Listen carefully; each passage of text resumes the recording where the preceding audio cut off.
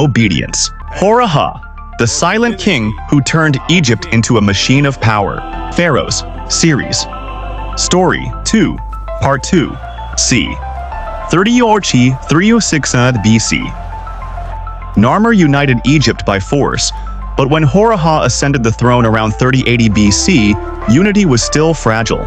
The two lands were bound by symbols, not obedience.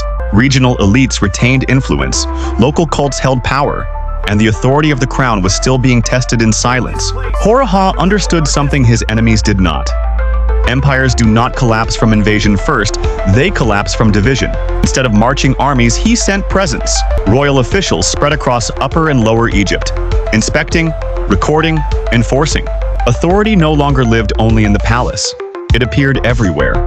From Memphis, strategically placed between the two lands, Hor-AHA tightened control over trade, taxation, and communication.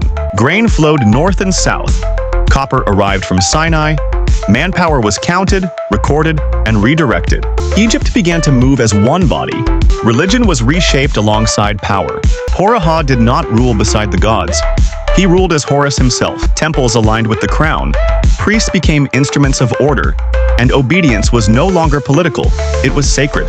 To resist the king was to break cosmic balance. By around 3070 BC, regional customs began to disappear. Standardized tribute replaced local loyalty. There are no records of major rebellions during Hor-AHA's reign, not because resistance vanished, but because it never found air to breathe. Troll worked. This is the moment where Egypt stops being a kingdom and becomes a system. And if you want to follow how that system was built king by king, in exact chronological order, subscribe now and turn on notifications. Every ruler in this series changes what comes after. At Abydos, in the royal necropolis of el-Kab, Hor-AHA prepared his final message. Dozens of subsidiary graves surrounded his tomb. Servants killed to follow him into the afterlife. This was not chaos or cruelty alone. It was a declaration.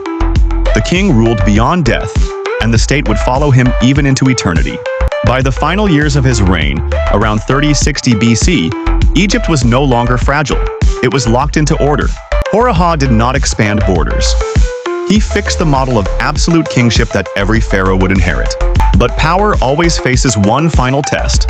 In the next part, Hor-AHA dies, succession begins, and Egypt faces its first true crisis of continuity. The moment that will decide whether this new order endures or fractures from within.